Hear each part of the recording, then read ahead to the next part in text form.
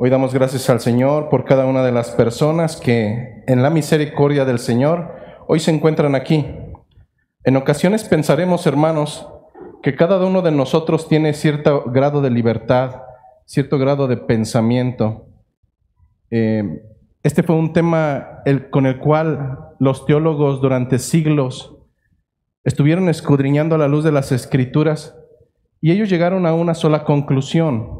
Y esta conclusión era que literalmente en nosotros no existe un libre albedrío, al menos no como se considera hoy en día en muchas de las porciones eclesiásticas alrededor de esta tierra.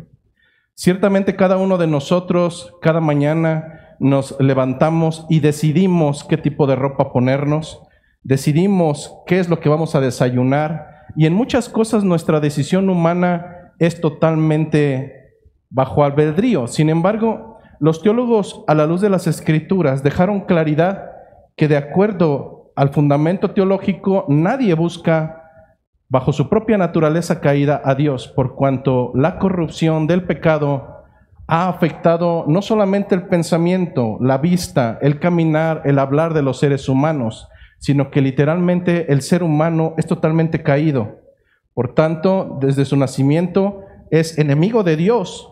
Por tanto, desde que nace, aborrece a Dios. La pregunta es, ¿por qué hay gente que se reúne a congregar? Hermanos, es que cuando seguimos a un Dios que no es el Dios bíblico, estamos siguiendo a cualquier Dios con D minúscula, pero no aquel que requiere todo nuestro compromiso, todo nuestro deseo, todo nuestro anhelo, aquel el cual determinó que el primer y más grande mandamiento no era amarle a medias, sino amarle con todo el corazón. En este sentido, los teólogos y el propio pensamiento cristiano han determinado que todo esto es por gracia. Tú no le haces un favor a Dios, tú no le sumas a Dios, todo, hermanos, es conforme a su voluntad. Dios sin ti, Él sigue siendo Dios y Él sigue estando en su trono. Él no necesita absolutamente de ninguno de nosotros. Pero lo más complicado es que nosotros, hermano, nosotros, sin Dios, somos solamente seres desventurados que tienen claramente su destino afianzado y no será delante de su presencia. De tal manera que en esta mañana, lejos de pensar que nosotros le hacemos un favor al Señor estando aquí, no, hermanos. El día de hoy el Señor ha extendido nuevamente su misericordia para cada uno de ustedes, incluyéndome a mí. El día que el Señor llegue al final de su paciencia, simplemente nos desecha. Simplemente nos hace a un lado.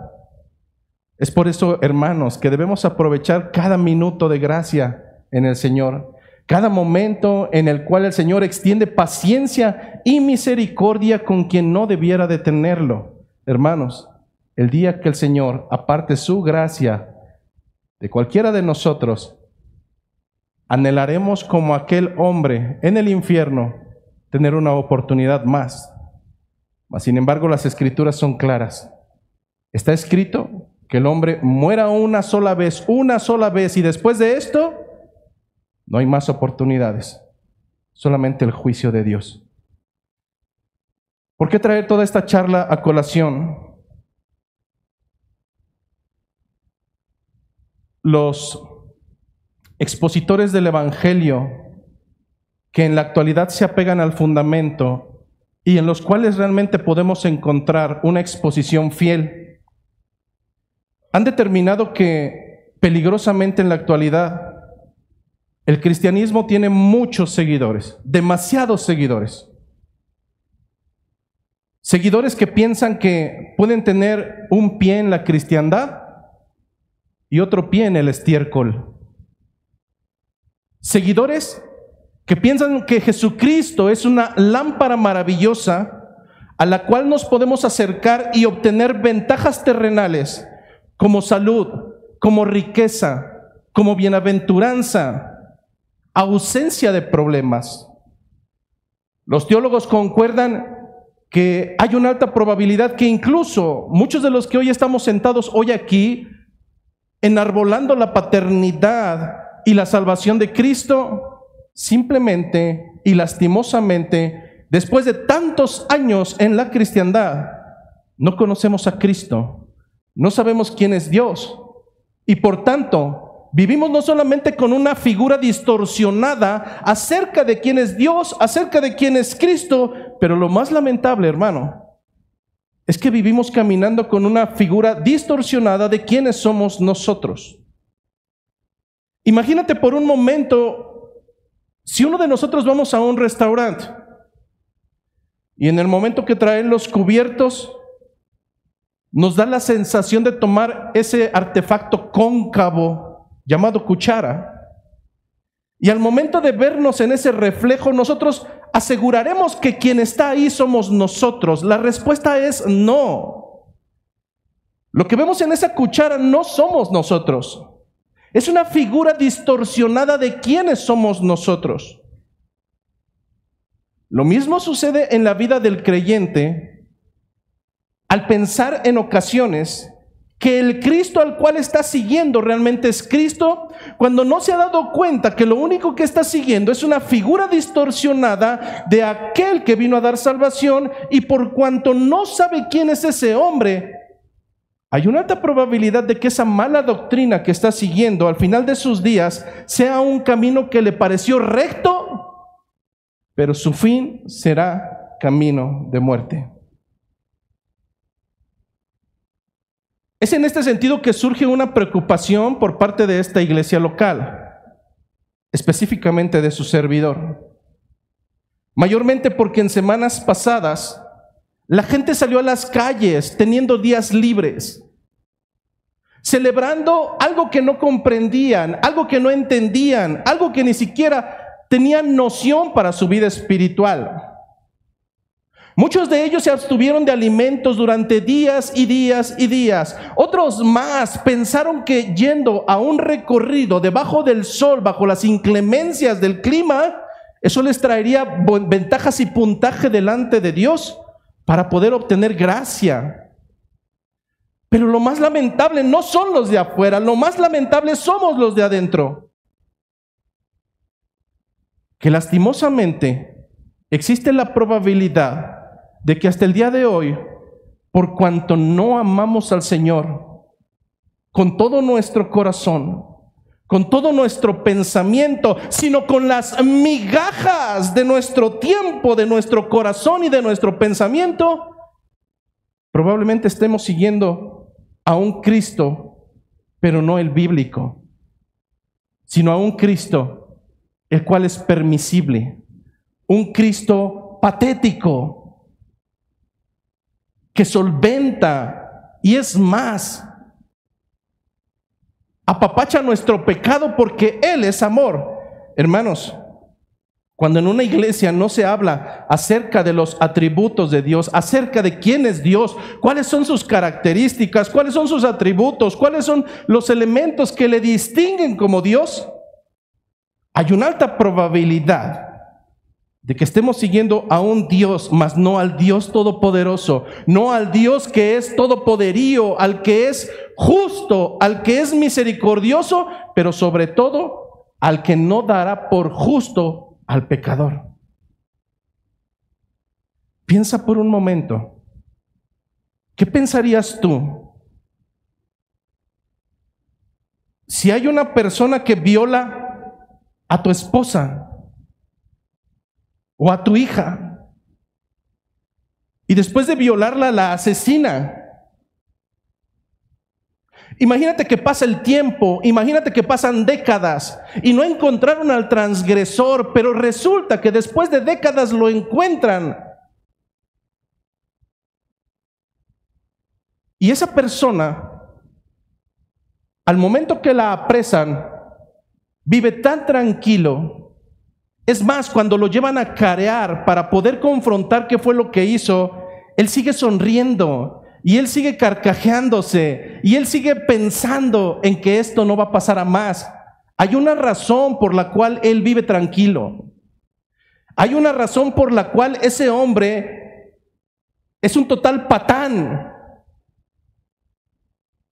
Y es que lastimosamente él conoce al juez que dictará su sentencia,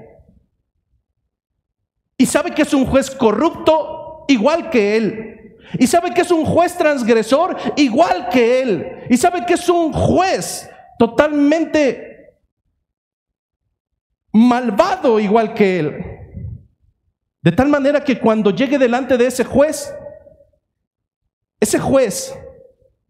totalmente malvado, simplemente dirá, no pasa nada, todos transgredimos, es más, esto ya se fue hace mucho tiempo, déjenlo libre, denle solamente una penalidad de unas cuantas monedas y entonces libértenlo porque todos transgredimos, ¿no? ¿Qué pensarías de un juez? ¿Qué pensarías de un juez que tiene esta actitud? ¿Qué pensarías de un juez que deja salir al peor de los asesinos, a aquel que ha transgredido tu hogar, a aquel que ha asesinado a alguien de tu familia? Dirías, ese juez es perverso y no merece llamarse juez. Ahora imagina un segundo escenario donde en el último momento han quitado a ese juez y han otorgado a un juez que es recto, a un juez que literalmente conoce la ley y la aplica a cabalidad, que es íntegro. Entonces, ese asesino realmente comenzará a temblar. Ese asesino y ese violador realmente empezará a llorar porque sabe que ese juez que dictará su sentencia no tocará su corazón, sino que meditando en la ley y meditando en la justicia, simplemente dictará un veredicto. Y ese veredicto será: este hombre es culpable. Nosotros tenemos un Dios cuyos atributos son por encima, de una manera impresionante, de cualquier integridad terrenal. Un Dios que por cuanto es santo, cosa inmunda no entrará delante de su presencia. El cristiano moderno vive plácidamente, con un pie en la cristiandad y con otro pie en el estiércol, pensando que al final de sus días encontrará a un Dios corrupto igual a él, a un Dios transgresor igual a él. Por cuanto no ha conocido al Dios verdadero, ese intento de creyente llegará al final de sus días y realmente llorará en medio del gusano que nunca muere y la flama que no se apaga, por cuanto tenemos un Dios que no es corrupto, que es santo, que es santo, que es santo. Bajo este entendimiento ha venido la intencionalidad de exponer quién es Cristo, quién es el Salvador, quién es aquella imitación que durante las semanas pasadas hombres vistiéndose similar a Él bajo su propio pensamiento encarnaron emotivamente y que trajo tantas limitaciones durante esas semanas, pero cuyos seguidores, después de haberse limpiado durante algunos días, simplemente vuelven a su naturaleza, como el perro. Después de haber vomitado, no tendrán ningún empacho de volver a comer su propio vómito. Como un animal de granja limpiado, se sentirá bien o medianamente bien durante algunos días habiendo sido lavado. Pero nuevamente, por cuanto no conoce quién es Cristo, es capaz de volverse a ensuciar y gozarse en su pobredumbre.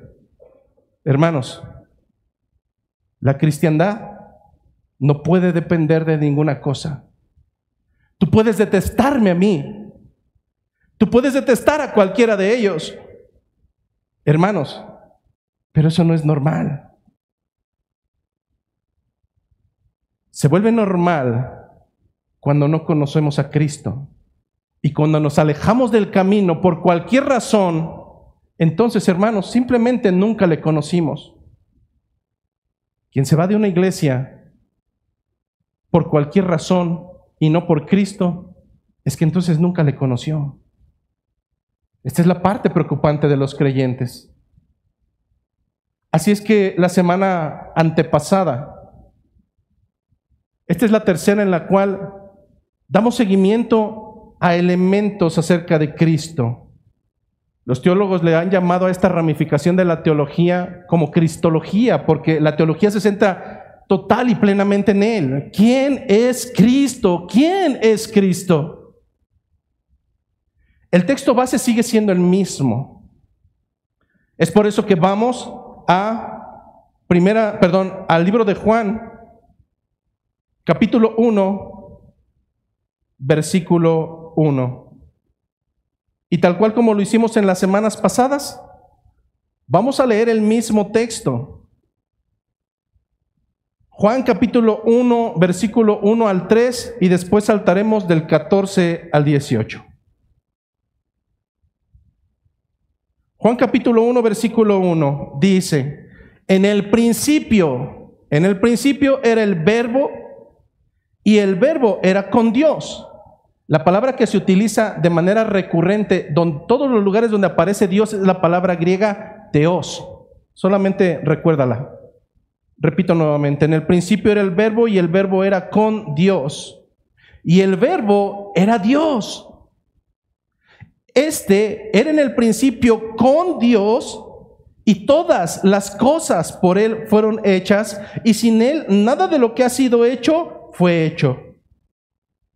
Y aquel Verbo fue hecho carne y habitó entre nosotros, y vimos su gloria, gloria como del unigénito del Padre, lleno de gracia y de verdad.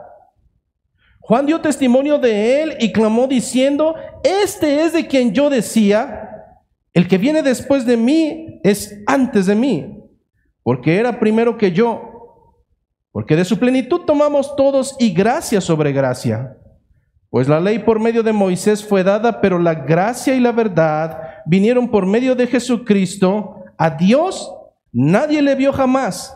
El unigénito Hijo que está en el seno del Padre, Él le ha dado a conocer.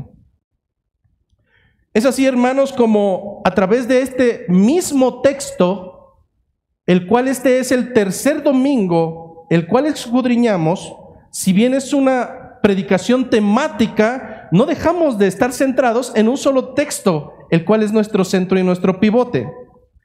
La intencionalidad la hemos dejado clara desde el principio, y esta es que la persona de Cristo es Dios, demostrar que la persona de Cristo es Dios.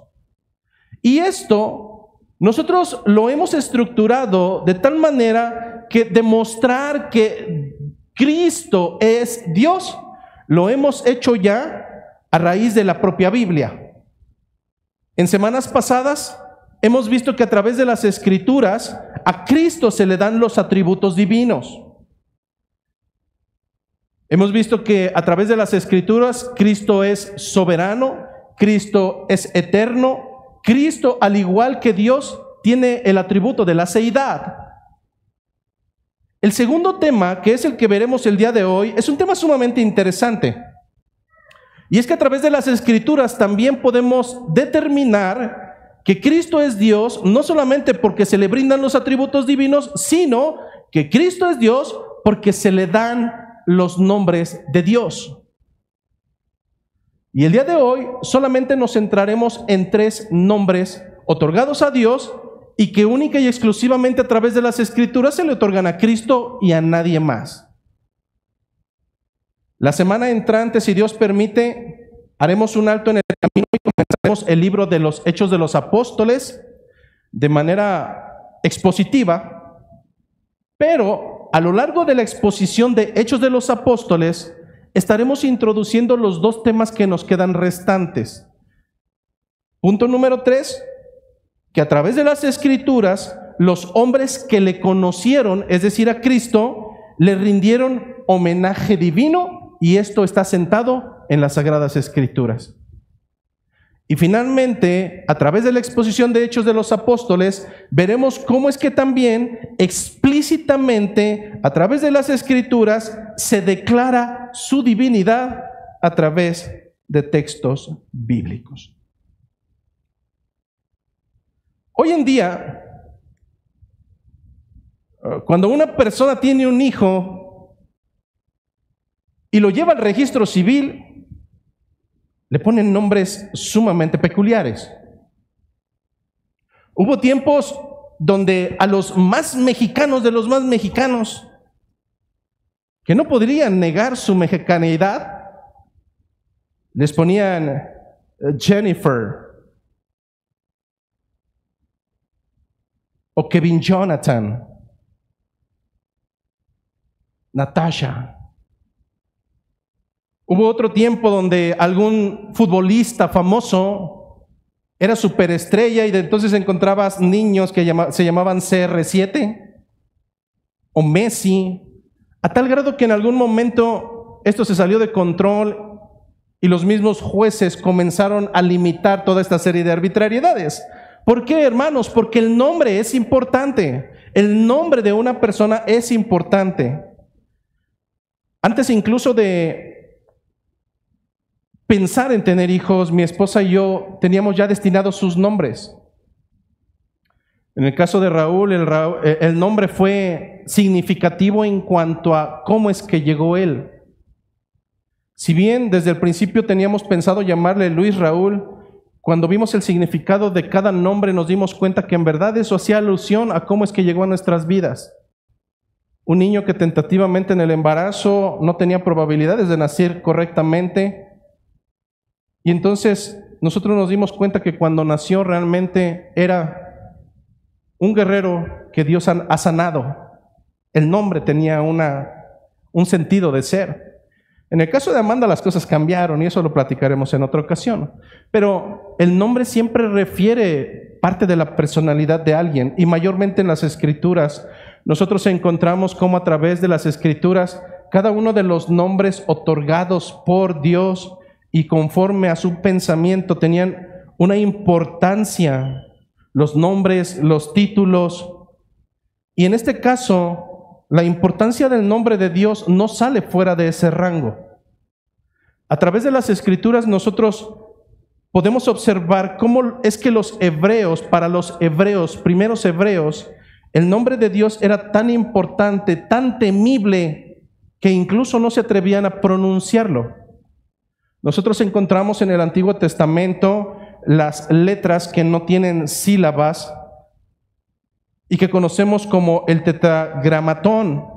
Y ellos por reverencia no lo pronunciaban, considerándolo demasiado sagrado para ser llamado en vano o usado indebidamente. Ellos optaron, en cierta manera, en otorgarle otros nombres a Dios que eran sinónimo de sus atributos. Le llamaban el Altísimo, le llamaban Jehová, el Dios de los ejércitos, le llamaban el gran yo soy, etc.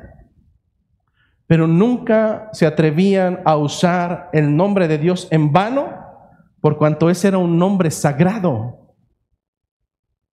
En ese sentido, cuando ellos otorgan nombres que reflejan el carácter de la primera persona de la Trinidad, refiriéndonos a Dios el Padre, nosotros una vez que hemos dejado claridad que en el principio era el verbo, en el principio era el logos, y el logos era con Dios y el logo era Dios, y hemos respondido a la pregunta tajante que no han podido responder los testigos de Jehová y que se encuentra versículos más abajo a partir del versículo 14. ¿Quién es ese verbo?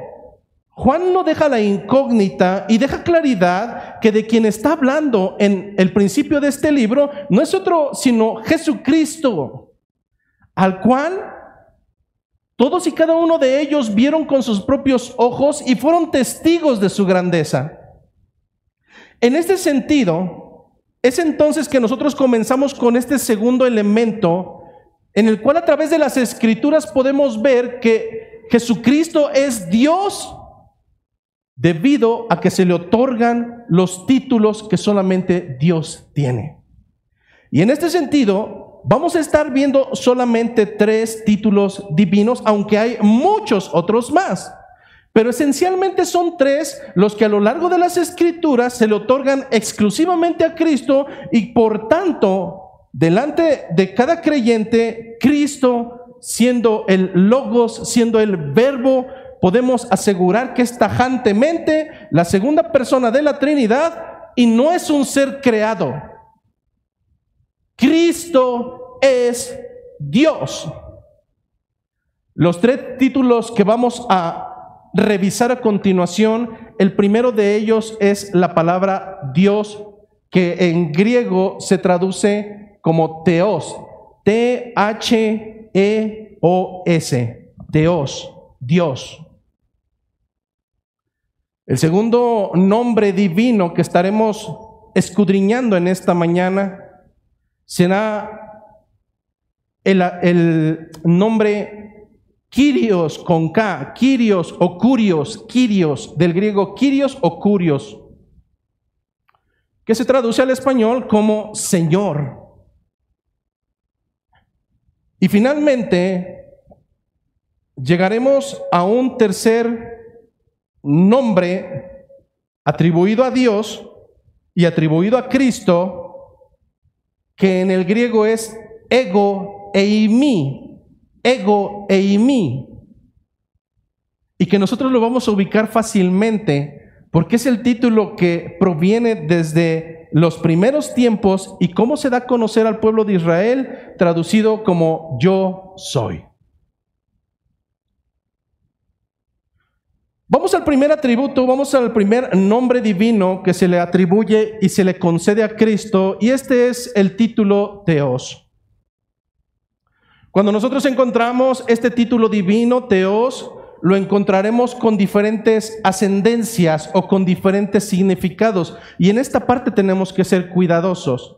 Uno de los consejos que como pastor siempre brindo a la iglesia es que cuando ustedes vayan a las Escrituras, no todos los textos pueden ser comprendidos de una manera literalista.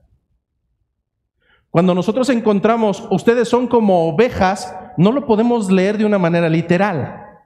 Yo no los voy a poner a comer pasto porque en las Escrituras ahí dice que tú eres una oveja. Nosotros no podemos decir, es que los ángeles son como ovnis porque los ojos... No, hermano, recordemos que hay narrativa histórica, que hay narrativa analógica, que hay narrativa literalista, y cada texto tiene que leerse bajo entendimiento de cuál es el género literario que se está leyendo para comprender si es una analogía, si es un tipo o un antitipo, y cómo debemos comprender ese texto, no para nuestra sabiduría, sino para aplicarlo en nuestra vida cotidiana. En este sentido, la palabra Theos tiene al menos 2 o 3 significados. Vamos primero a los que no se refieren directamente a Dios y que son utilizados a través del fundamento escritural. El primero de ellos lo vamos a encontrar en el texto bíblico de Hechos de los Apóstoles, capítulo número 7, versículo 38 al 40. Hechos de los Apóstoles, capítulo 7, versículo 38 al 40. Y esta historia es muy conocida de muchos de nosotros. Es la historia en el momento en que se da muerte a Esteban, y mientras éste está aplicando su propia defensa para posteriormente ser apedreado. ¿Qué es lo que dice Hechos de los Apóstoles, capítulo 7, versículo 38?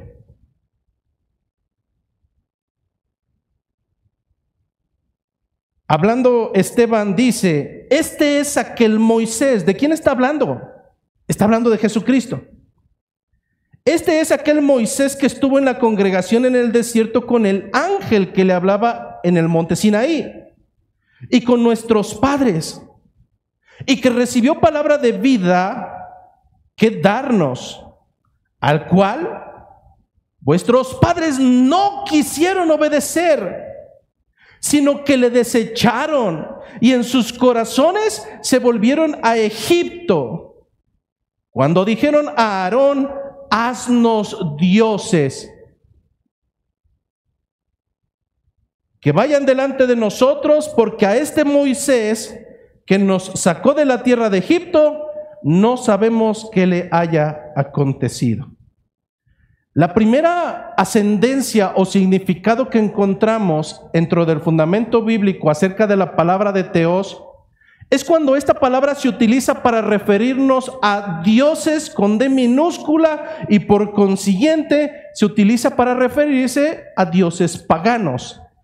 Este no es el título que se le brinda a Jesucristo. Nosotros regresamos y vemos versículo 40, cuando dijeron a Aarón, haznos dioses con D minúsculas, la palabra en el original en griego es la palabra teos. Y esto no se traduce en el hecho de que estos teos sean el Dios omnipotente de Israel. Hay una segunda acepción del uso de la palabra teos. Y esta es cuando se nombra a los jueces de Israel. La misma palabra que encontramos para jueces es la misma palabra que encontramos para dioses paganos y es la misma palabra que encontramos cuando se refiere al Dios Altísimo. De tal manera, hermanos, que de manera anticipada un creyente debe de no solamente leer textos aislados, debe de comprender el contexto y saber cuál de los significados es el que se atribuye a ciertos textos. Veamos este texto de Juan capítulo 10, donde nuevamente se utiliza el concepto griego teos y no es enfocado para dirigirse a Dios, sino a los jueces terrenales nombrados por Dios. Juan capítulo 10, versículo 35. Juan capítulo 10, versículo 35, se utilizará la palabra teos para referirse a los jueces terrenales. Dice la palabra de nuestro Señor desde el versículo 31. Entonces los judíos volvieron a tomar piedras para apedrearle. En esta ocasión no es a Esteban, en esta ocasión a quien quieren darle es a Jesús. Jesús les respondió: muchas buenas obras os he mostrado de mi Padre. ¿Por cuál de ellas me vas a apedrear? Le respondieron los judíos diciendo: por buenas obras no te vamos a apedrear, sino por la blasfemia, porque tú siendo hombre te haces Dios, porque tú siendo hombre te comparas al teos. Jesús les respondió: ¿no está escrito en vuestra ley? Yo dije, dioses sois. Sí, llamó dioses, llamó teos a aquellos a quienes vino la palabra de Dios. ¿Quiénes son esos hombres a los cuales vino la palabra de Dios? Los jueces. Entre paréntesis dice, y la escritura no puede ser quebrantada. Versículo 36. Al que el Padre santificó y envió al mundo, vosotros decís, tú blasfemas porque dije, hijo de Dios soy. En este sentido, lo que está diciendo Cristo es que esa palabra no solamente ha sido atribuida al Dios Altísimo, es la misma que utilizó el Dios Altísimo para poder identificar a aquellos que provenían de Él y los cuales habían, bajo elección propia, divina y voluntaria, elegido para esparcir su palabra. A estos también los encontraremos con el griego teos. Tenemos que comprender que si hoy quisiéramos encontrar una Biblia bajo el idioma original en hebreo o posteriormente en la lengua que se modificó después de la dispersión a Babilonia y dejó de existir el hebreo y llega otro lenguaje nuevo, tampoco lo encontraremos. Históricamente, estos idiomas desaparecieron por cuanto hubo la expansión del griego. Sin embargo, aún existen textos del original en hebreo y podemos encontrar que por cuanto no era griego, no podemos encontrar la palabra teos. Pero lo que sí podemos encontrar en el idioma hebreo es la palabra Elohim, que posteriormente al griego es la misma que utilizarán para referirse al Dios Altísimo como Teos. Si en el Nuevo Testamento encontramos la palabra Teos utilizada para otras personas y no justamente y absoluta y únicamente a Dios, ¿sucede esto en el Antiguo Testamento? Sí. La palabra que es el sinónimo, el símil, el sustituto de Teos en el Antiguo Testamento, la palabra Elohim, la encontramos utilizada para diferentes acepciones de divinidades menores o personas. Nosotros encontraremos la palabra Elohim utilizada en Primera de Reyes 11:5. No lo busque, anótelo. Y no es dirigida para referirse a Dios. Es utilizada para identificar a la diosa Astoret. Pero también encontramos nuevamente que esta palabra, al igual que en el Nuevo Testamento, pero ahora la palabra Elohim, se utiliza en el libro de Éxodo, capítulo 22, versículo 28, para referirse a los jueces humanos. Finalmente, encontramos que esa misma palabra, el símil de Teos en el Nuevo Testamento, la palabra Elohim en el hebreo, también encontraremos en el libro de los Salmos, que es utilizada en el Salmo capítulo 8, versículo 5, para referirse a los ángeles cuando el salmista está hablando de la gloria del ser humano. Sin embargo, hermanos, la mayoría de las veces la palabra Elohim en el Antiguo Testamento se refiere al Dios verdadero. En el Nuevo Testamento, esta palabra será común, aunque con sus acepciones, con los ejemplos que ya hemos puesto, pero mayoritariamente encontraremos un número muy, muy alto de su uso, y este está referido al Dios de los hebreos, el único y verdadero Dios, al cual llamaron Elohim. En Hechos de los Apóstoles, capítulo 3, versículo 13, vamos hacia allá. En Hechos de los Apóstoles, capítulo 3, versículo 13, el apóstol Pedro, en su discurso dado en el pórtico de Salomón, utiliza justamente esta palabra para referirse al mismo Elohim. Pastor, ¿cómo puede saber eso? ¿Que no en el Nuevo Testamento es griego? Sí, hermanos. Pero escucha la redacción de Pedro. El Dios, Teos. El Dios, Teos. ¿Cuál Dios? El de Abraham, el de Isaac y de Jacob. ¿Quién es ese Dios? El que nuestros antepasados, no de nosotros sino de ellos, el que sus antepasados conocían como Elohim.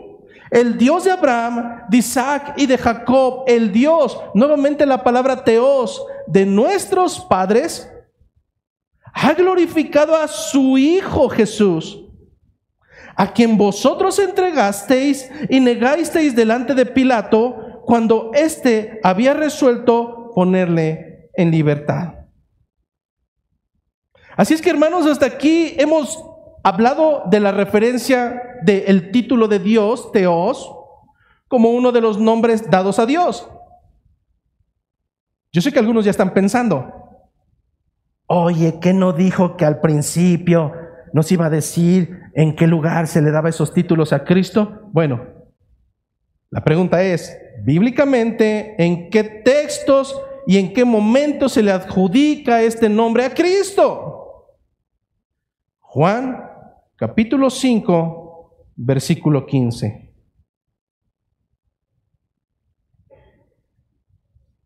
Juan, capítulo 5, versículo 15. Historia muy conocida. Un hombre que estaba prácticamente viviendo al lado de un lugar llamado Betesda, donde había un lugar donde se había acumulado agua y donde año tras año bajaba un ángel, tocaba las aguas y el primero que bajaba quedaba sano. Pero este hombre era un desventurado, paralítico, frustrado, pero con mucha fe. No se apartaba de ese lugar. ¿Qué es lo que nos dice Juan 5:15 en referencia al título divino Theos asignado a Dios? Versículo 15. El hombre se fue. ¿En qué momento? Después de haber sido sano por Jesucristo. El hombre se fue y dio aviso a los judíos que Jesús era el que le había sanado. Y por esta causa los judíos perseguían a Jesús y procuraban matarle, porque hacía estas cosas en el día de reposo. Sí, te pasaste, Jesús. O sea, puedes sanar cualquier momento, puedes sanar en cualquier día, pero no en el día de reposo. ¡Qué absurdo! Pero continúa diciendo, versículo 17, y Jesús les respondió: mi Padre hasta ahora trabaja y yo trabajo. Por esto, los judíos aún más procuraban matarle, porque no solo quebrantaba el día de reposo, sino que también decía que Dios, Theos, era su Padre, haciéndose igual a Dios, Theos. ¿Cuál era el motivo por el cual querían matar a Jesucristo, hermano? No porque era un profeta, no porque era alguien que traía una nueva doctrina, no, hermano. El principal elemento por el cual crucificaron a Jesucristo es el mismo por el cual le están acusando en este mismo momento, no por no guardar el Shabbat, sino por hacerse a la misma altura de Dios, diciendo: yo soy el Hijo de Dios. ¿Acaso no es lo mismo que nosotros hemos leído en el texto que es nuestro texto base, nuestro texto de pivote? Juan capítulo 1, versículo 1, en el principio era el verbo y el verbo era Elohim, el verbo era Theos. Hermanos, no estamos hablando de cualquier hombre. En este mismo momento, la diferencia entre el cristiano y la diferencia entre el maometano, entre cualquier seguidor de un hombre terrenal, de los seguidores de Joseph Smith, hay una gran diferencia. Y es que cada uno de esos seguidores son hombres que pretendieron hacerse Dios, pero el único que tenemos nosotros, a diferencia de todos aquellos, es un Dios que optó por hacerse hombre, venir a esta tierra, morir por los suyos y resucitar. Estamos hablando de un hombre que al mismo tiempo que es 100% hombre, al mismo tiempo es 100% Dios, y ambas naturalezas conviven entre sí, ninguna se supedita a la otra. Hermanos, no seguimos a un profeta, no seguimos a un buen hombre, no seguimos a una criatura. No, Jesucristo es Dios. Jesucristo es Theos. Jesucristo es el Elohim. No solamente Juan en su evangelio pudo atreverse a categorizar a Jesucristo como Dios, no solamente como el Hijo de Dios, no, como Dios. En el libro de Mateo, este evangelista escribe en el capítulo 1, versículo 23, la siguiente narración. Un texto muy conocido que seguramente ahorita nadie lo pela, pero en diciembre, wow, tarjetas, videos. Mateo 1:23. He aquí una virgen concebirá y dará a luz un hijo, y llamará su nombre Emmanuel, que traducido es Dios con nosotros. ¿Qué está diciendo? ¿Qué está diciendo ese ángel? ¿Cuál es el mensaje que está dando? Él no está diciendo que va a venir un profeta. Él no está diciendo que va a venir un hombre históricamente importante para dividir un tiempo anterior y un tiempo posterior. No, hermanos, lo que está diciendo ese ángel y la noticia que está dando al mundo es que vendrá un niño que ha sido concebido a través del Espíritu, y su nombre es Theos Elohim, Dios con nosotros. No estamos siguiendo a cualquier persona, hermanos. Deja de minimizar la figura de Cristo. Deja de anteponer otras cosas más importantes para ti antes que Cristo. No estás siguiendo a cualquier papanatas, estás siguiendo al mismo Dios, y por tanto nuestra conducta debe de ser como aquel que sigue realmente a Dios. Estamos siguiendo a aquel que se le atribuye el título del Dios mismo. Estamos siguiendo a aquel el cual fue el resultado del cumplimiento de la promesa desde Isaías, y que ahora ya no era un cuento más, ya no era una profecía, ahora, hermanos, es una realidad. Si algunos de ustedes, hermanos, que hoy caminan en tibieza, si algunos de ustedes que hoy en día caminan en tibieza realmente pudieran comprender cómo es que durante más de 700 años los hombres y mujeres de aquella región vivieron bajo la promesa y nunca la vieron cumplida, y aún así dieron sus vidas por la promesa del siervo sufriente, por la promesa del Salvador, por la promesa del Mesías. Y nosotros que lo tenemos y que es una realidad comprobada, hoy vivimos a medias. Hoy vivimos dándole las migajas. No, hermano, no estás siguiendo a un hombre, estás siguiendo a Emmanuel, Dios con nosotros.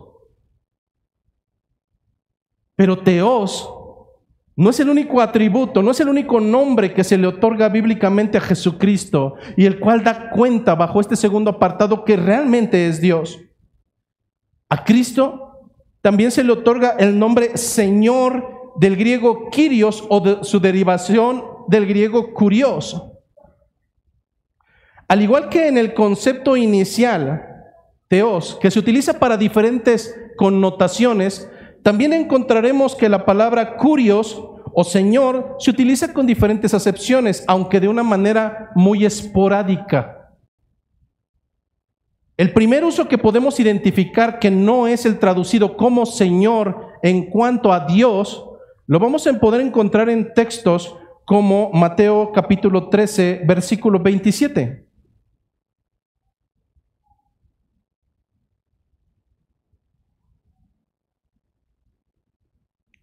Es un texto que justamente ayer lo recordaba, y antes de leer el versículo 27, la historia de quién es. La historia es una parábola.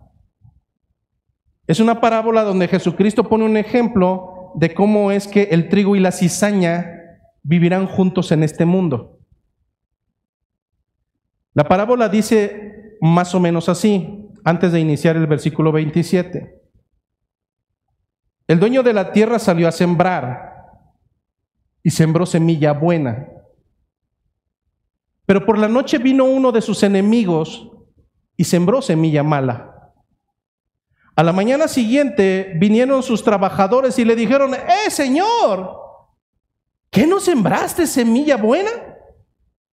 Porque es que ahora vemos que hay semilla mala o cizaña en todo tu terreno. Cortamos la cizaña y la historia la sabemos en su continuidad. Pero ¿dónde se utiliza el concepto Kurios o Kyrios? Lo encontramos en el versículo 27. Vinieron entonces los siervos del padre de familia y le dijeron: Señor, la palabra en el original es Kurios. Señor, ¿acaso le están diciendo? Vinieron entonces los siervos del padre de familia y le dijeron: Dios. No, hermanos. El primer concepto o la primera traducción que encontramos de Kurios se refiere no a Dios, sino a un título formal, como cuando alguien ya le sale bigote, ya va al mercado y ya no le dicen joven, sino le dicen don. Se siente feo, pero va a llegar. Bueno, este es el mismo título que se utiliza aquí en la palabra original griego, kurios, Señor. Un título de respeto. Y le dicen, kurios, o Señor, ¿no sembraste buena semilla en tu campo? ¿De dónde pues tienes cizaña? Pero la palabra kurios no solamente se utiliza en la Biblia de manera esporádica y contadas ocasiones como un título de respeto. También en algunos textos, como en Colosenses capítulo 4, versículo 1, encontraremos que este concepto en griego, kurios, se utiliza para referirse a un amo bajo el contexto de la esclavitud. Es por eso que Colosenses 4:1 dice, kurios, haced lo que es justo y recto con vuestros siervos, sabiendo que también vosotros tenéis un kurios en los cielos. ¿A qué se está refiriendo el uso en este segmento? Ciertamente se está refiriendo a un amo terrenal, y en algún momento al finalizar se está refiriendo a un amo todopoderoso, al cual también le llamamos kurios, o señor, o amo. Sin embargo, el uso más común que encontramos en las Escrituras es de tipo teológico y enfocado para referirnos al Señor. Mientras encontramos contadas ocasiones que se refiere a un amo o a una persona del género masculino que le tenemos respeto y le decimos kurios, en la Biblia encontramos en la traducción griega 6,814 veces el concepto kurios, refiriéndose al Dios todopoderoso, omnipotente, creador del cielo y de la tierra. 6,814 ocasiones para referirse al Dios omnipotente, al Dios todopoderoso, al Dios sabio, al Dios santo. Y en ese mismo contexto es que encontraremos que se le otorga este nombre y este título al propio Jesucristo. Nuevamente la pregunta es, pastor, ya deje de dar rodeos, vámonos a los textos donde a Jesucristo explícitamente se le nombra kurios bajo el concepto de Dios eterno, para poder corroborar que ciertamente la Biblia le concede el título de Dios. Vamos a ver algunos textos del Nuevo Testamento donde a Cristo se le otorga este título, y el primero de ellos, y aunque son consecutivos, lo encontraremos de manera diferente. Pero lo que quiero que pongan atención es quiénes son las personas que van dando este título. No son las mismas. Primer texto, capítulo 2 de Lucas. Lucas capítulo número 2. Lucas capítulo 2, versículo 8, y nos vamos a ir hasta el versículo 11. Lucas capítulo 2, versículo 8 a versículo 11. Dicen las Escrituras, habían pastores en la misma región. Esta historia ya la conoces. Habían pastores en la misma región que velaban y guardaban las vigilias de la noche sobre su rebaño. Recordemos históricamente, hermanos, que los hebreos tenían 4 vigilias o 4 periodos temporales que dividían la noche. ¿Qué estaban haciendo estos pastores? Estaban velando esas vigilias de la noche para cuidar a su rebaño. Versículo 9, y aquí se les presentó un ángel del Señor, y la gloria del Señor los rodeó de resplandor y tuvieron gran temor. Pero el ángel les dijo, no temáis, porque he aquí os doy nuevas de gran gozo que serán para todo el pueblo, que os ha nacido hoy en la ciudad de David, punto número 1, un Salvador, Punto número 2, que es un Cristo. Y punto número 3, que además es el Curios, el Señor. Hermanos, ¿quiénes están hablando aquí? Están hablando seres angelicales enviados por Dios para dar una noticia, que en ese día había nacido un niño, no cualquier niño, no cualquier ser humano. No, hermanos, lo que están diciendo bajo conciencia y bajo mandato estos ángeles es que en aquel día había nacido uno que era el mismo en 3 posturas diferentes. Ese niño era el Salvador, aquel que había sido narrado 700 y 400 años antes a través de las profecías, el cual cientos de hombres y mujeres murieron esperando y nunca vieron el cumplimiento de esa promesa. Aquel mencionado en el libro de Génesis, capítulo número 3, la simiente de la mujer que aplastaría la simiente de la serpiente y la machacaría en la cabeza. No estaban haciendo cualquier hombre, no estaban haciendo cualquier niño, estaban haciendo el Salvador.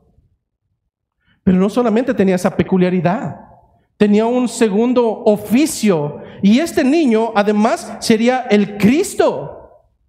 Jesús el Cristo. La palabra utilizada original en griego, Cristo, Meshiach, estaban esperando al Mesías, al Redentor de la salvación de este mundo. Un Salvador, un Mesías o un ungido de Dios, pero sobre todo nuestra tercera palabra, estaban esperando al mismo Dios, al Curios, a Dios mismo. Y esa es la palabra utilizada por los propios ángeles. ¿Quién es el nacido que ha sido mencionado por ellos? Ya nos dijeron que es un Salvador, un Mesías. Es Dios mismo. ¿Acaso no son las mismas palabras de Juan 1:1? Son exactamente las mismas. En el principio era el Verbo, y el Verbo era con Dios, y el Verbo era Dios. No es un hombre, es el mismo Dios.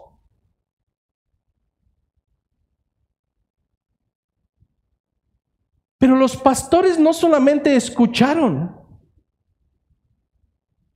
Ellos bien pudieron haber dicho, sí, jajaja, ángeles, qué bien, gracias, adiós, nos vemos. Y hubieran seguido su camino, hubieran seguido sus actividades. Pero lo que encontramos en el segundo texto, Lucas capítulo 2, versículo 15, es que estos pastores manifestaron exactamente lo mismo. Lucas capítulo 2, versículo 15.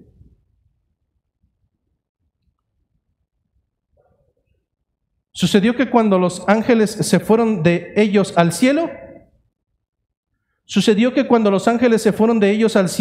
los pastores se dijeron unos a otros: pasemos pues hasta Belén y veamos esto que ha sucedido y que el Curios y que el Señor nos ha manifestado. Esto es un juego de palabras, hermanos, porque los ángeles se refirieron que traían un mandato, y este mandato era el anunciar el nacimiento y la llegada de un niño, el cual era Dios. Pero ahora los pastores comprenden que este mandato proviene del mismo Dios para revelarse a sí mismo. Y veamos esto que ha sucedido y que el Curios o que el Señor nos ha revelado, nos ha dado a conocer. Esta parte es importante, hermanos. Al final de esta, no es una predicación, es un estudio teológico. Al final de este estudio teológico, estoy totalmente seguro que algunos de ustedes saldrán y dirán: uy, qué aburrido, ahora no estuvo intenso, ahora no. Está bien, hermano. Pero también sé y estoy totalmente convencido de que habrá al menos uno que diga: ¡wow! No estoy siguiendo un hombre, estoy siguiendo a Dios. Él es quien me respalda, es quien me ha elegido, es quien me ha dado su revelación. Ayer platicando por teléfono e incluso con un hermano en casa, le decía, peculiarmente los domingos hay una característica en la iglesia. Y es que el mismo mensaje se da a todos.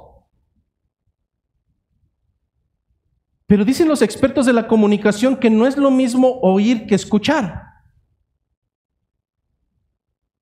Voy a ponerte el mismo ejemplo que puse ayer. Después de esto te vas a dar cuenta que había algo que estabas oyendo, pero que a partir de este momento vas a escuchar. Hasta este momento no habías prestado total atención de que está zumbando esto. Pero a partir de este momento lo vas a escuchar. ¿Por qué? Porque yo te estoy revelando que hay algo ahí. Si yo no me hubiera tomado el tiempo para decirte, hay un zumbido que tú no estás percibiendo y quiero que tú lo conozcas y quiero que tú lo percibas, tú no te darías cuenta que está ese zumbido. Hermanos, la revelación de Dios no es para todos. Dios se revela a sí mismo a quien a Él le place. Estoy totalmente convencido que aún entre nuestra iglesia habrá personas que lleven mucho tiempo,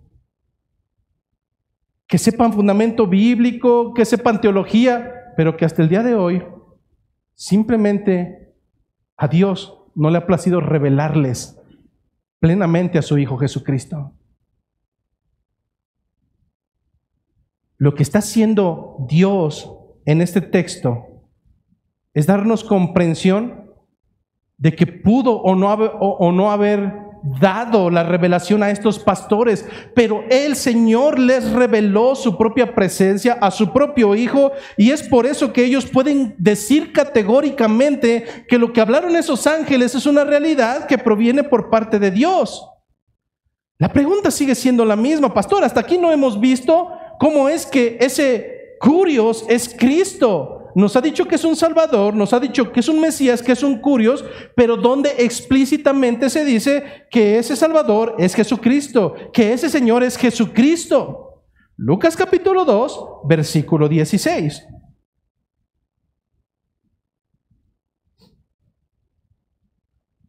Si a ellos los enviaron a buscar a ese Salvador, a ese Mesías y a ese Señor, ¿qué es lo que debían encontrar? Encontrar a ese Salvador, a ese Mesías, a ese Señor. Lucas 2:16, vinieron pues apresuradamente y hallaron a María y a José y al niño acostado en el pesebre. ¿Qué encontraron, hermano? Encontraron lo que los ángeles habían dicho. Encontraron a un niño. Pero ese niño tenía 3 elementos que son distintivos de la llegada del mismo Dios: el Salvador, el ungido y Dios mismo. Sin embargo, las Escrituras nos dicen que la revelación de Cristo, la revelación de Dios en Cristo como el Señor, no solamente es una vez que Él había nacido. Incluso aún durante su periodo de gestación, Él se reveló a quien Él quiso. Aún antes de nacer, estando aún en el vientre. ¿Dónde encontramos esto? Lucas 1:39.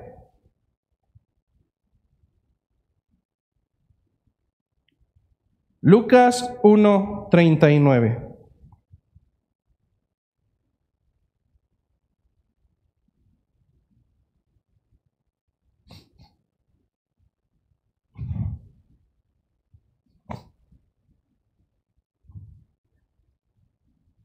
En aquellos días, levantándose María, fue deprisa a la montaña, a una ciudad de Judá, y entró en casa de Zacarías y saludó a Elizabeth. ¿Quién era Elizabeth? La esposa de Zacarías. Y aconteció que cuando oyó Elizabeth la salutación de María, la criatura saltó en su vientre, y Elizabeth fue llena del Espíritu Santo y exclamó a gran voz y dijo: bendita tú entre las mujeres y bendito el fruto de tu vientre. Hasta aquí vamos a hacer una pausa. Elizabeth, en periodo de gestación del hombre que más tarde llamaríamos Juan Bautista, recibe la visita de esta mujer llamada María. Las Escrituras nos narran cómo es que la presencia de ese Jesús de ese Mesías, de ese Señor, no puede pasar desapercibida. Dice que apenas recibió el saludo de María, y entonces, llena del Espíritu, Elizabeth exclamó a gran voz y dijo: bendita tú entre las mujeres y bendito el fruto de tu vientre. Y después en el versículo 43, la misma Elizabeth se hace una pregunta: ¿por qué me concede esto a mí, hablando de Dios, que la madre de mi Señor, que la madre de mi Curios, que la madre de Dios venga a mí? Elizabeth está percibiendo qué es lo que viene dentro de ese vientre. Elizabeth, llena del Espíritu, está consciente de la revelación de Dios a través de ese niño. Continúa en el versículo 44, porque tan pronto como llegó la voz de tu salutación a mis oídos, la criatura saltó de alegría en mi vientre. Y bienaventurada la que creyó, porque se cumplirá lo que fue dicho de parte del Curios. Traducción: y bienaventurada la que creyó, porque se cumplirá lo que le fue dicho de parte del Señor. ¿Qué fue lo que dijo el Señor? ¿Qué es lo que está diciendo Elizabeth? Que bajo su percepción y bajo el abrigo del Espíritu Santo está sucediendo en ese momento. Para los que somos analfabetas bíblicos diremos: pues sepa, ¿no? Los que medianamente decimos: sí, es que Cristo y la promesa. Bueno, hermanos, veamos a qué se está refiriendo. ¿Cuál es la promesa dada por Dios que Elizabeth conscientemente está creyendo que está sucediendo en ese momento? No un año antes, no 500 años antes, no 700 años antes, no. En ese mismo momento, en ese periodo contextual, ella percibe que está sucediendo lo que prometió Dios. Mateo capítulo 3, versículo 3 nos da una pista.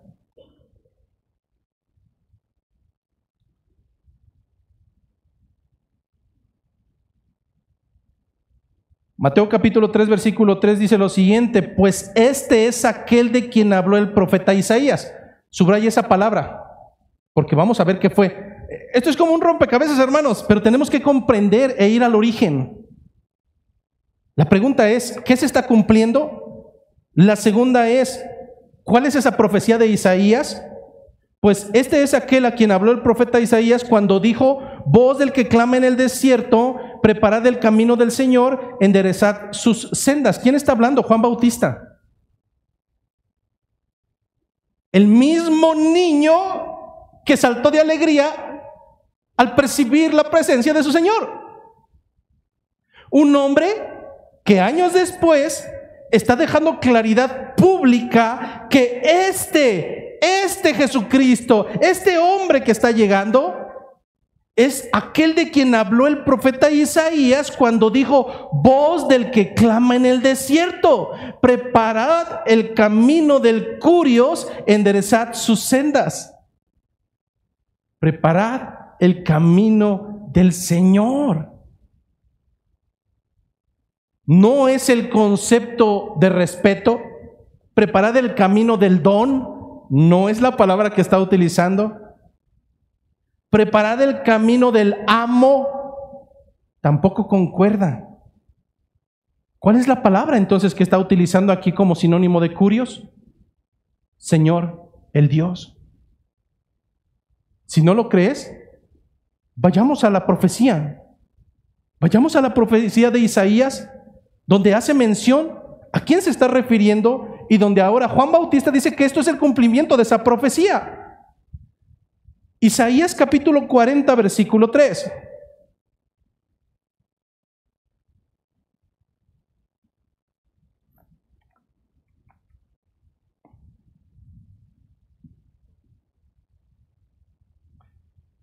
Isaías 43. Voz que clama en el desierto, ¿te suena? Hermanos, son las mismas palabras que está dando Juan Bautista. Pero fíjate cómo fue la profecía. Voz que clama en el desierto, preparad camino a Jehová. Entonces, Juan Bautista se equivocó, hermano, porque hablando de Jesucristo dice, este es de aquel el cual la profecía de Isaías ahora se está cumpliendo diciendo, voz que clama en el desierto, preparad camino al Señor. Pero lo que dice Isaías es, voz del que clama en el desierto, preparad camino a Jehová. Hermano, esto es exactamente lo que hemos estado diciendo durante los últimos domingos a raíz de Juan 1:1. En el principio era el Verbo, y el Verbo era con Dios, y el Verbo no es otra cosa sino implícitamente el mismo Dios, Jesucristo. Voz del que clama en el desierto, preparad camino a Jehová, enderezad calzada en la soledad de nuestro Elohim. No tengas miedo, no estamos volviéndonos judaizantes y nunca será la intención, pero quiero que comprendas cómo es que desde el Génesis hasta el Apocalipsis hay una columna vertebral y no eres tú. Hermano, de verdad, cuando alguno de ustedes comienza con sus niñerías, es una vergüenza, porque ustedes no importan en el Evangelio. Es que el Evangelio es para nuestra salvación. No, hermano, el Evangelio es para la gloria, para la gloria, para la gloria de Cristo. Si nosotros salimos bajo ventaja por la misericordia de Dios, ese es punto y aparte, pero desde el Génesis hasta el Apocalipsis, desde Génesis hasta Apocalipsis hay una sola columna vertebral y no eres tú, jamás vas a encontrar tu nombre, pero de quien sí encuentras el nombre es de aquel que clama a su voz en el desierto, de aquel que es el Espíritu que se movía sobre la tierra. Del nombre de quien sí encontraremos es de aquel quien es la promesa de la simiente de la mujer. Es Jesucristo, hermanos. Es Jesucristo. Y por tanto la importancia de conocerle, de saber quién es Él, de saber quién es nuestro Redentor, de saber quién es nuestro Salvador, de saber quién es nuestro Teos, de saber quién es nuestro Elohim, de saber quién es aquel Redentor que más tarde daría su vida por nosotros. Finalmente, hay un tercer título, y en este no tardaremos mucho, hermanos. Pero hay un título que se le otorga a Cristo, y es más, se lo adjudica Cristo mismo a Él. Este título, del griego ego eimi, lo traducimos como yo soy, o por su derivancia del idioma hebreo como yo seré. Es decir, Él es, Él ha sido y Él será. Cuando el pueblo de Israel, por su alejamiento con Dios y como resultado de su necedad, es esclavizado, el Señor, desde antes de los tiempos, en su pensamiento había ideado la manera de cómo revelarnos ciertas gotas de lo que vendría a ser la libertad del pecado. A través de esa liberación, por medio de Moisés, el pueblo clamaba, pensando que Jehová se había olvidado de su promesa. Una promesa de libertad. Las Escrituras nos dicen que su clamor subió hasta los cielos, y entonces el Señor tomó en consideración el comenzar este proceso físico de liberación, no espiritual, físico. Y nosotros encontramos en el momento en que se le empieza a cuestionar por parte de Moisés Cuando la gente me diga, está bien, ya voy a ir, pero cuando la gente me diga, ¿quién te ha enviado? ¿Qué les diré? Cuando la gente te pregunte, cuando mi pueblo te pregunte, ¿quién te ha enviado? Tú les dirás, ego eimi me ha enviado. Yo soy, me envió a vosotros. Cuando el pueblo de Israel escuchó aquel nombre, comprendió inmediatamente de quién se trataba, pues era el mismo nombre dado a sus padres para poder referirse al Dios omnipotente. Es un título divino que nos habla sobre la autoexistencia. ¿Recuerdas que en las primeras predicaciones hablamos de la aceidad de Dios? Él no necesita de nada ni de nadie para poder ser. Él es, yo soy. Así es que este título está íntimamente relacionado con el nombre sagrado que le pertenece única y exclusivamente a Dios. En el idioma español, si alguien te pregunta, si alguien dice, ¿quién es el pastor de esta iglesia? Yo digo, yo soy. Pero eso no quiere decir que yo esté utilizando el título ego eimi, porque no soy griego, porque estoy hablando en español y porque en el español referirse a mi persona en sentido de propiedad es yo soy. Pero cuando nosotros encontramos en la Biblia paralela, cuando surge la palabra ego eimi, no se está refiriendo a la denominación de la persona. Se está refiriendo a la persona del nombre de Dios. Probablemente esta última parte no será tan fácil que anotes, pero eso te forzará a ver el video durante el día viernes para volver a apuntar las citas bíblicas donde Jesucristo se autoadjudica en el original en griego ego eimi.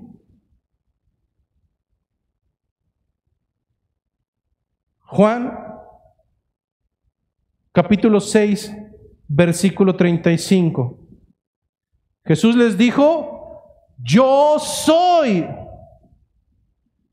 ego eimi, yo soy el pan de vida.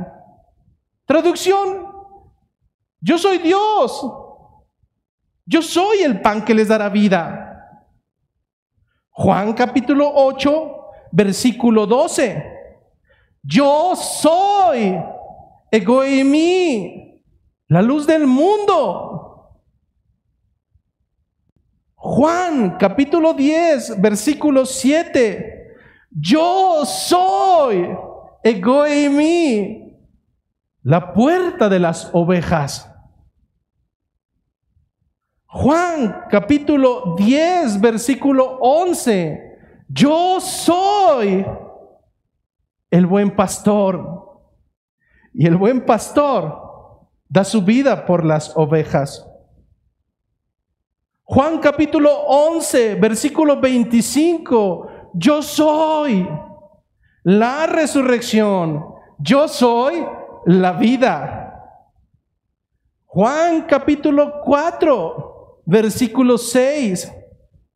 Yo soy el camino, no un camino. Yo soy el camino, yo soy la verdad, yo soy la vida.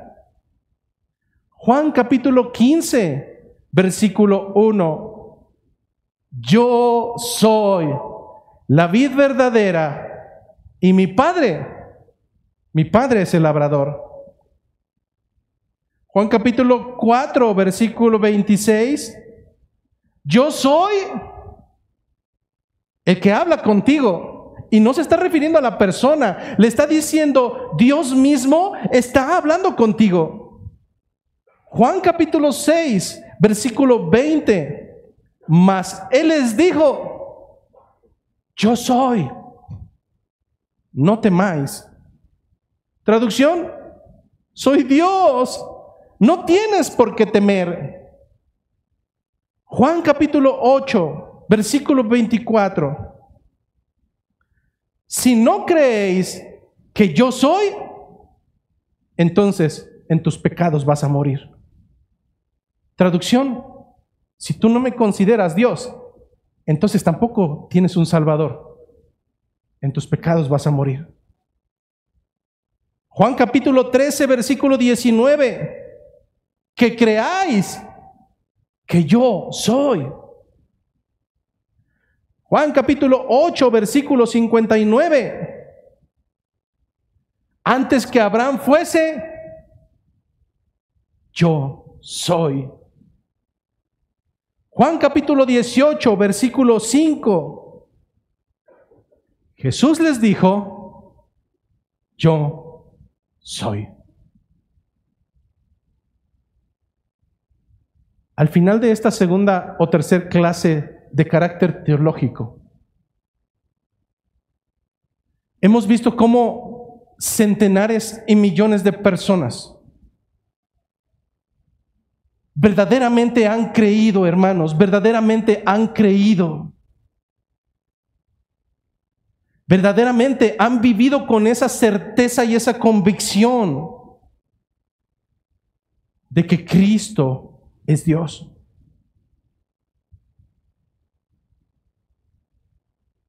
¿Qué implicaciones tiene el hecho de no creer bajo el sentido de la fe que Cristo es Dios? ¿Qué implica que cualquiera de ustedes cuando le pregunten, bueno, ¿tú crees en Cristo? Ay, sí, claro que creo. Mientras sus obras y mientras su vida da mucho que desear, te puedo decir lo mismo que dicen las Escrituras. Tú dices que Dios es uno, bien crees. Bueno, también los demonios creen y tiemblan. Pero hermano, los demonios no se sujetan. Podemos llamarle teos, podemos llamarle curios, podemos llamarlos ego y mí. Y sin embargo, seguir tan apáticos delante de la presencia del Dios Todopoderoso, por cuanto simplemente creemos como lo hacen los demonios. Con temor, con temblor, porque sabemos que un día el juicio llegará. Pero aun cuando le llamamos Señor, Señor, no nos sujetamos a su voluntad, ni hacemos su voluntad en esta tierra. Por tanto, hermano, la doctrina importa e importa mucho. Porque una mala doctrina o una mala comprensión de la teología te llevará por caminos que te parecen rectos, que son divertidos, que llenan tu vida personal, pero que su fin será camino de muerte. Si el día de hoy te has dado cuenta de que en verdad hasta el día de hoy, después de tantos años de llamarle Señor, Señor, corres el riesgo de que al final de tus días Él mismo te diga, igual que en capítulo 7 de Mateo, ¿por qué me dices Señor? A la verdad no te conozco, no sé quién eres. Hermano, el hecho de decirle Señor, Señor, no te dará acceso a la entrada al reino de los cielos. Señor, Señor, en tu nombre asistí a los domingos, en tu nombre hacía, en tu nombre deshacía. Bueno, habremos otros que incluso diremos, Señor, bueno, yo era un apático que no hacía absolutamente nada. Las encomendaciones que me daban me las pasaba por cualquier lugar. No te conozco. No sé quién eres. Apártenlo de mí, a este hacedor de maldad. Hermano, hoy es buen día para que reconozcas delante del Señor que aun cuando le llamas Señor, no te has sujetado a su voluntad. No te has sujetado a su soberanía. Y es porque probablemente para ti Él sea un curios, como un don, o como alguien que merece un poco de respeto, pero que hasta el día de hoy en verdad no es tu Señor y tu Dios. Hoy es un buen día, hermano, para proceder a arrepentimiento, para pedirle perdón por haberlo minimizado por tantos años, por haberlo dejado en segundo, tercer, cuarto, último término, porque no es nuestra prioridad. Hermano, Él es el Señor. Él es el Señor. Y por tanto, solamente a Él y no a ti Solamente a Él la gloria y la honra y el loor por los siglos de los siglos. Que la gracia, que la paz y sobre todo, hermano, la misericordia de Dios sea para cada uno de nosotros. Gracia y paz.